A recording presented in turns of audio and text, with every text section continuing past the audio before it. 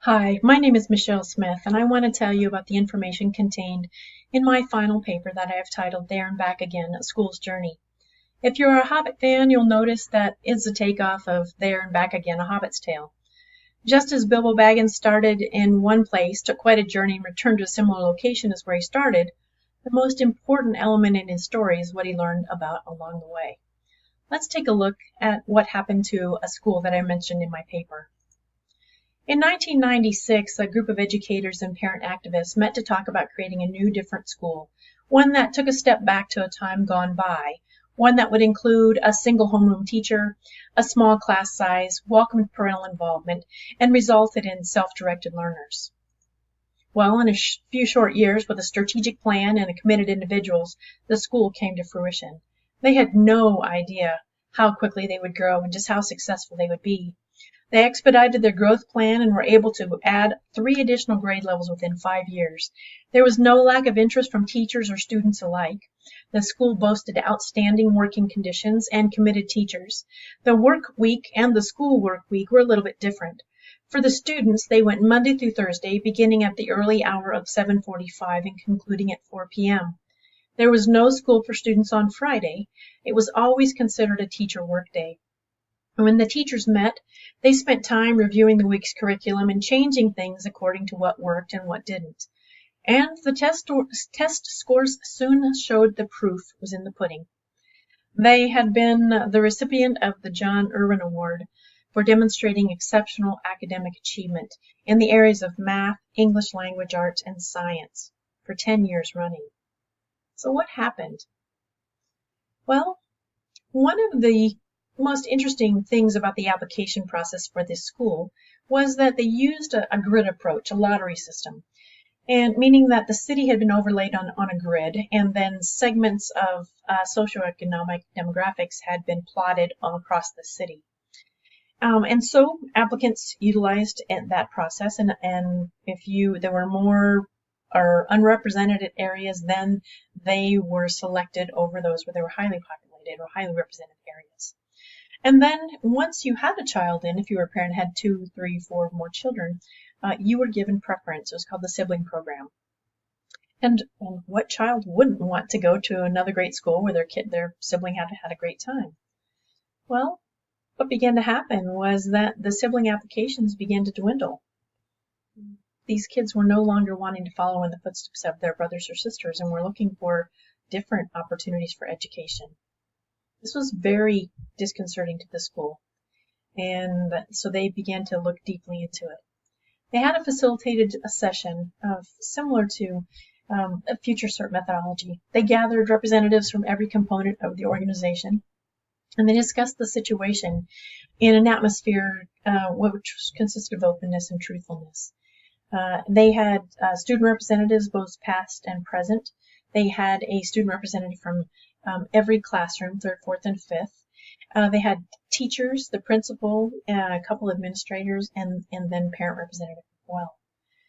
And so then they began to talk about what in the world was happening. What they found was the students were feeling bullied and feeling fearful of talking about their concerns about their own socioeconomic areas of development and where they came from, what their family valued, what their religious beliefs were. And it was quite startling to the administrators and teachers. They couldn't quite understand what was going on. To put it simply, they found that while there were numerous programs on the walls about bullying, for instance, a poster that said squawk, walk, or talk, there was little behavior going on that demonstrated that this activity really happened. It reminded me of the tell it like it is culture espoused by NASA, and found that the basic underlying assumptions that were really there, or ruling the roost, were not to tell it like it is, and only pretend like everything is okay and that things are going well.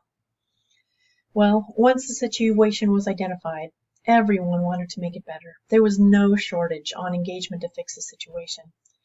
And when they did a root cause analysis, they also found that the reason that they'd kind of lost their way, and I referenced in my paper the idea of simply losing their first love, getting so caught up in everything else, that they forgot what it was all about, that they wanted to have that individualized attention, and that the student body had grown so quickly that teachers had been kind of in and out, just doing widgets, so to speak, instead of really giving attention to what they were trying to do, put out critical thinkers, self-directed learners.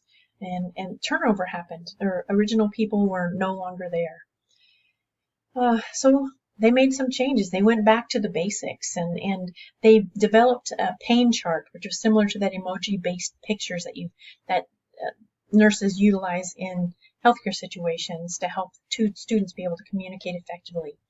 Not every teacher could boast a high emotional IQ, and these tools helped them really focus on what was important. They began to implement family values instead of just utilizing the teacher's frame of reference.